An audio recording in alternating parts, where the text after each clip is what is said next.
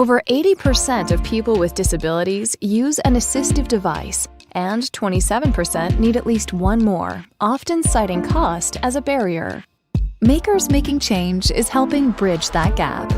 Our community of volunteers design and build assistive technologies you can download and request on our website. If you're looking for a solution, you can browse through our wide variety of devices, like simple bottle openers, assistive switches, and even more high-tech options like adapted toys and the lip sync. Once you've submitted a request, a volunteer maker will respond and collaborate with you to build the device. The best part of this volunteer platform is that you only pay for the cost of materials, no markups, and no inventory fees. Want to volunteer? We're open to makers of any skill level. Learn more and join the movement today at makersmakingchange.com.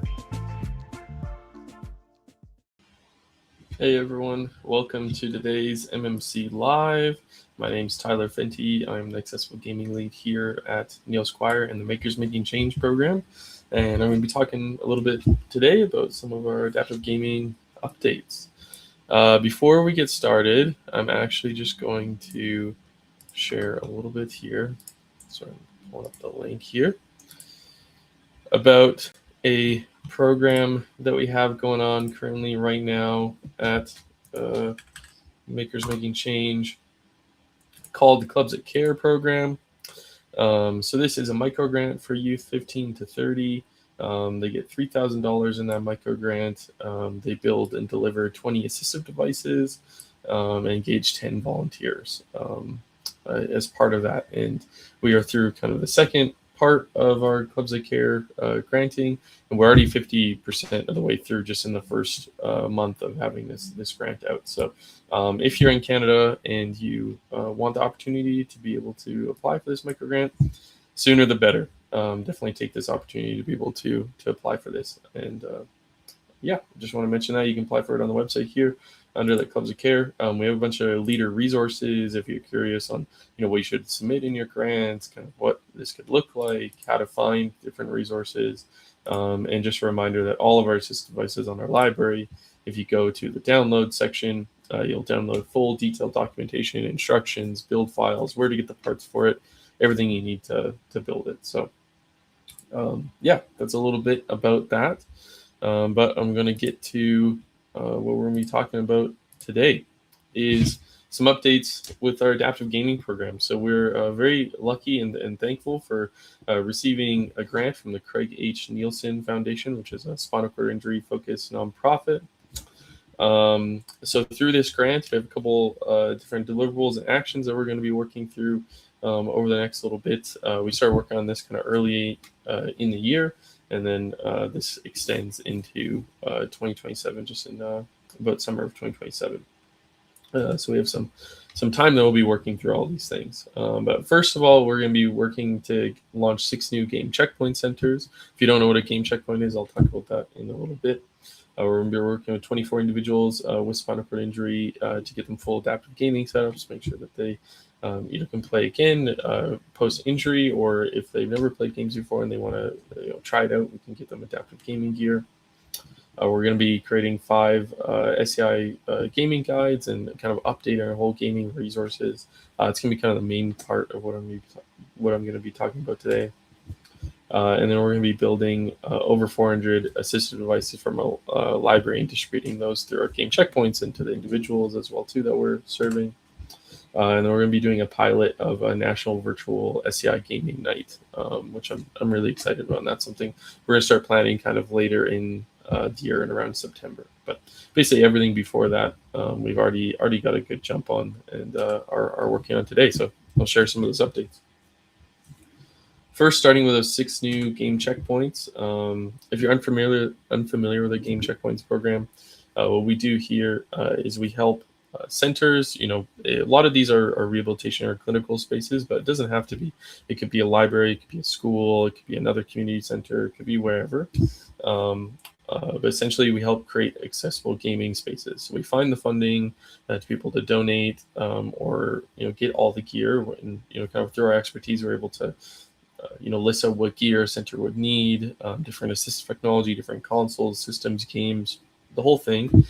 We get them that gear, and then we do in-person training. So about like 6 to 8 hours of in-person training that I provide. That goes basically everything from turning on the Xbox to going through a whole process and setup with the gamer. And then all these centers are all connected together, so they're able to chat. We have a Discord where they're able to chat asynchronously, and we also have quarterly meetings where we all kind of talk about what successes did you have, what roadblocks are you hitting, how can we kind of move together as a country through all of the different game checkpoints, so to prevent the siloing that can happen in different organizations when doing new things like adaptive gaming. So we have 11 of these right now, and we've actually never had direct funding for a game checkpoints program before. All the ways that we funded these programs have been a bit more ad hoc, and finding local grants and doing all this work. But now through that Craig Neilsen Foundation, we're able to launch 6 of these. So that's huge. We'll have near around 17 game checkpoints there by the end of the grant. We have another one that we're working on as well too. So we'll be nearing kind of the 18, 19 number. Probably by early 2027, which is super exciting. And we've confirmed already 5 out of the 6 game checkpoints that we'll be launching. We have training dates booked for later in the year. Just in a couple of weeks, I'll be heading to Quebec City to work at the IRDPQ Center there to set up their adaptive gaming space, which I'm really looking forward to. And you can see now, on the map, the different game checkpoint areas are hitting, a large majority of Canada. And of course, we want this program to grow and be able to hit more rural places as well too, and be able to expand into, again, maybe more smaller locations like libraries, and maybe not all in rehabilitation centers, but fantastic program and something that continues to grow. So very excited about that.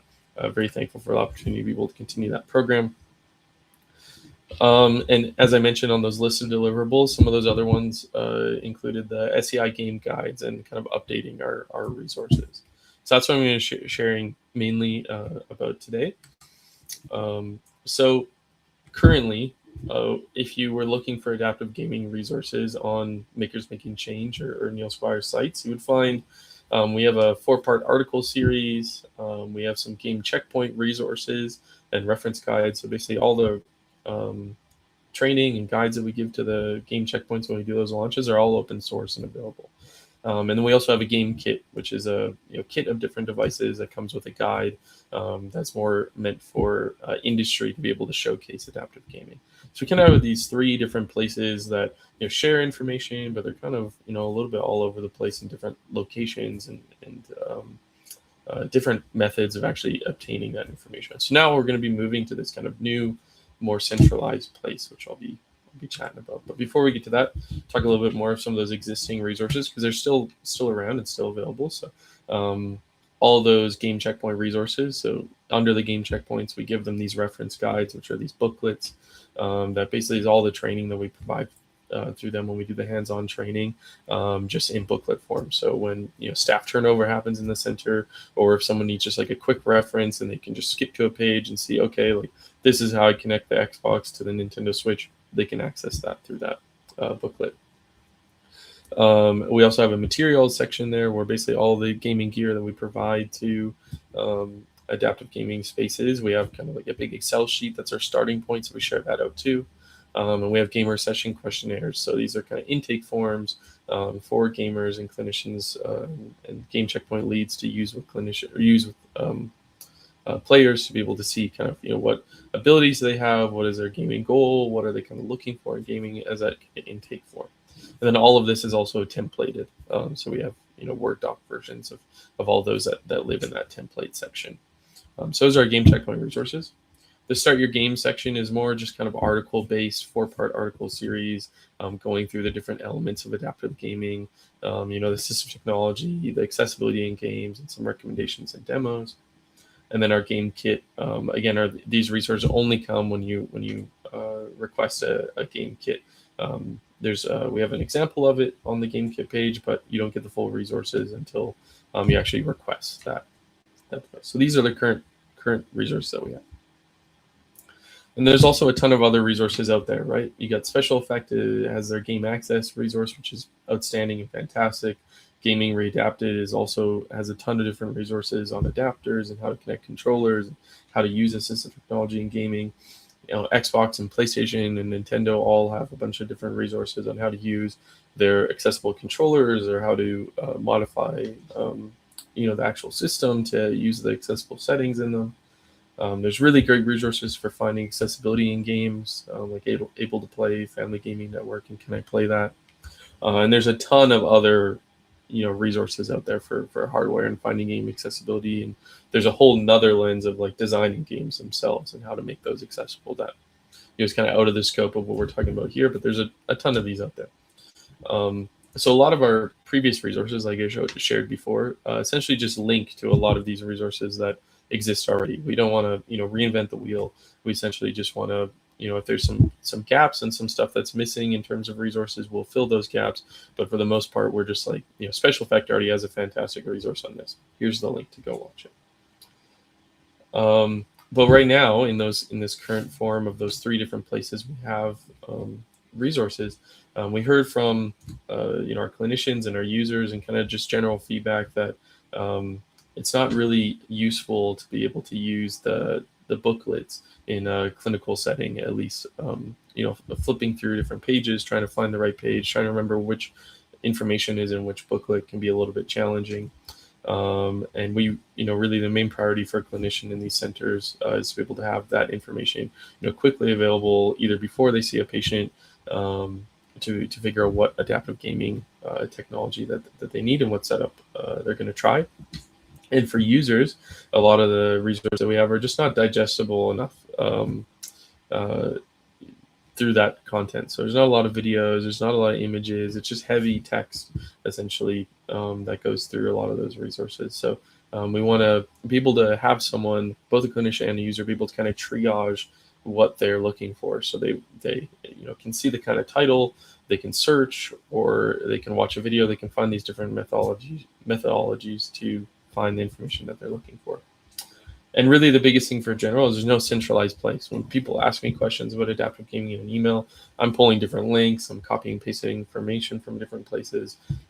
Personally, from the internal MMC side, I also just want to be able to send a link to, some work that we've done before as well too, and point them in the right place. So this is kind of the problem with our current setup. So through the Craig Neilsen funding that we're able to, actually have dedicated, time to work on this project, we started this new kind of game resources section here. So back in February, we got some initial feedback and direction. Mike the Quad, which is he's a fantastic consultant, accessibility game consultant that has worked on a ton of different devices, the Xbox adaptive controller and a bunch of various games. So we got connected through him through the playability consultancy. He has a spinal cord injury as well, so making sure that these spinal cord injury guides have a high feedback from experts in the accessibility space and lived experience with folks from SEI that have SEI. As well as folks that have spinal cord injuries that are maybe unfamiliar with games as well too. So we connected with the Spinal Cord Injury Canada locations across the different provinces.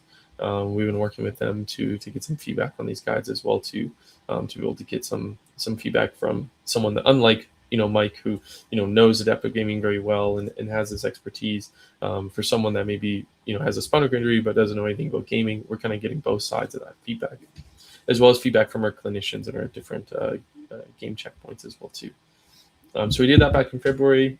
We kind of have a first draft here in April that we sent out again to all these folks and got some more feedback on that first draft. Still, receiving feedback and still working through those things on folks' timeline, which is great. And then now we're kind of doing this first push of this first draft release here and now. That's what we're doing today. It's been live on our site for the last few days, or last few weeks actually. So we've had some folks go through it and give us some feedback already that have just found it on their own, which is great. So let's actually go through it. Let's go through these resources. Let's look through the game resources and figure out kind of how have we fixed these gaps that I was talking about before, and what did we come up with. So we have this new website called Game Resources with a bunch of different sections in it that's searchable, that you can find on our site there. So let me get out of the presentation here and share it. So if you go to Makers Making Change and you go to the adaptive gaming program here, you'll scroll down. The second link there is you're going to find the game resources, and if you click View Resources, it's going to bring you to the resources site. So it's a separate site that lives on our GitHub. If you don't know what GitHub is essentially where we store all of our open source designs and various projects that we work on. So you can also find it from the backend in GitHub, but if you're not into GitHub or into searching those different platforms, then that's really fine. You're welcome to just, of course, find it through the website and get to this page here. So I'm just going to do a quick walkthrough of this website, essentially, kind of the thought process behind designing it. This is a living document. This is something that we are going to be constantly updating, and something that right now, there is going to be, links that are maybe broken, or things that we're still working through, and some pieces I'll talk about that we're still working on updating. But this is kind of the first draft, and we want to hear from you on what we can do to improve this section as well too. So when you first go to the page, it's going to start you in the Start Here section. So this section essentially just breaks down what is on this website, how to be able to find it, and kind of what's your pathway to finding these different resources. So let's just start there. So we have step one. We have a section on adaptive gaming equipment. So what actual assistive technology is available for adaptive gaming. We have a section on video game basics. So this goes over how to find games with accessibility and video game literacy if you're new to gaming. Best practices. So these are when we're talking actually, working with gamers, either as a family member or a gamer yourself, kind of how you would walk through that process of, evaluating the previous two steps. So how do you know what gear is right for you? How do you know what, game is right for you? And talking through those digital literacy pieces, as well as kind of a tips and tricks section, which will be a very great landing page for us to just be able to kind of put those, tricks of the trade as we're going on. We can just, make a section for it and have it live publicly. And then we also have a game profile section. So this is, individuals who, have created setups and shared their setups online. We want to make sure that there's a place where other people can see what other people have done and be able to, learn and get inspired by, what various other folks have done for their setups. We have a couple other additional resources here. So all those game checkpoint resources I talked about earlier, like the equipment list, the marketing materials, the templates, the questionnaires, all that stuff, you can find still on this site here. If you're looking for support in adaptive gaming, we listed a bunch of organizations that will be able to help you out with that. And if you want to print these resources as well too, you're more than welcome to. So kind of the downside of moving all these resources to the website is, if someone wants a physical copy of these, say in a game checkpoint location, it may be challenging for them to be able to always access the website. So we added a print section at the top of each of these pages where you can create a printed section. And if there's any links ever that are hyperlinks, it will actually change them directly to QR codes. So it makes it kind of a readable or printable safe version where you have the written out link that goes to that as well as a QR code. So this is a perfect example of something that I'm still updating. I'm still going through a lot of these pages and adding the QR codes and making sure that they will show up when you print it. So currently right now, some of the links are missing on some of these pages, but that's the goal, is to be able to have a printable version of this website as well too. We have a good section on why adaptive gaming matters and a little bit of how Makers Making Change works in adaptive gaming and kind of what we do. Again, all these resources and this whole site is open source. So if anybody wants to go in and add and change any of the content on here, we have a section here for how to contribute. So you can either do that directly using GitHub if you're familiar. So you can go to our GitHub here for the Game Checkpoints page. You can go to the website v1.1 branch, and then you can find all of those documents that basically make this website. And using the GitHub pull request and push options there, and making the kind of issues piece under GitHub. If you're familiar with all those pieces, you can create an issue if you see a bug, and you can also make a pull request where you've created a whole kind of update to the website, and then you're asking, hey, can you update this to the website? So there's a whole process for that we've detailed here. But if you don't want to mess with any of that, you're not familiar with GitHub, you're not familiar with coding, but you're like, I really want this thing that I made on these resources, or I have a best practice that I want to share. you can always send us an email at info@makersmakingchange.com describing that suggestion, or attaching a document or whatever that is, and we can do our best to get it added to the site. So I kind of went over those different sections of what's available on the site here, and I'll just go into them a little bit. So we got our adaptive gaming equipment section. So we have a section for overview and platforms. So just kind of, what is adaptive gaming equipment? What platforms are available for it? Alternative, the three main ways to make gaming accessible. So alternative access, controller modifications, and software and in-game settings. So we start with the overview here. Really just goes kind of what kind of path you would go through in assessing what assistive technology is right for you. The different platforms that are available for gaming, both console and mobile and PC, the different controllers that are typically the standard controllers that come with the systems. When we think about alternative access, this is if someone can't use a standard controller, what other options are there out there for someone? So using the different various adaptive controllers, we have a section on specialized controllers, like for example, the BioWave Proteus controller, various one-handed controllers like the Azeron, and then assistive technology that can go with adaptive controllers. So assistive switches and joysticks, kind of describing how those work, and links going up to those various sites and kind of why those pieces exist. Other input methods like eye tracking and voice and gesture controls, and other important considerations like mounting and the different adapters that you can use to get different systems to work with each other. Say you want to use the Xbox controller on the Nintendo Switch. There's some options out there for that. Controller modifications. This is when you're taking a controller and you're modifying it in some way to make it more accessible. So we talked a little bit about one-handed controllers, which are quite popular, 3D prints for adaptive gaming, different thumbstick toppers that can go on controllers, modifying your adaptive controllers themselves. There's commercial modifications for this, and then you can do your own DIY modifications using things like heat moldable plastic as well too. So we created some videos and resources around this as well. And mounting controllers can be quite popular for controller modifications. Software and in-game settings here.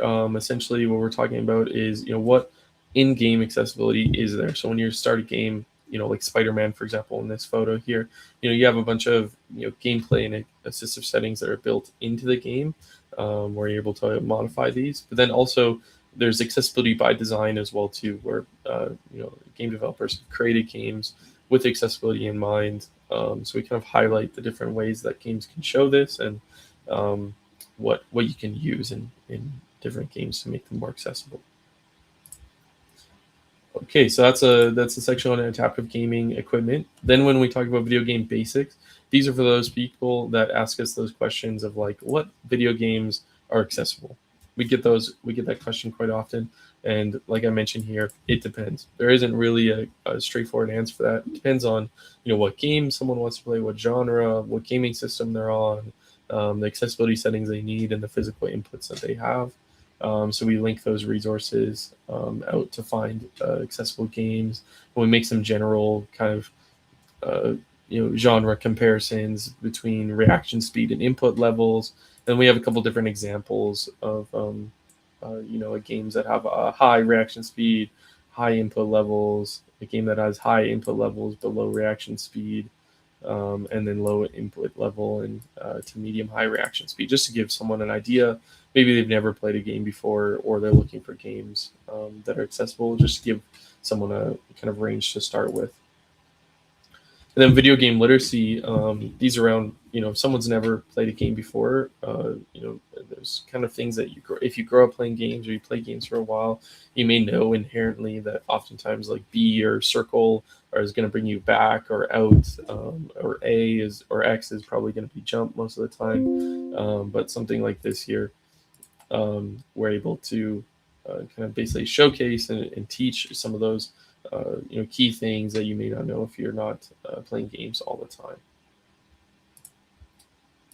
And then the best practices section. So these are, we worked in collaboration with the Stan Cassidy Rehabilitation Center, and through our various other checkpoints as well to kind of develop these best practices.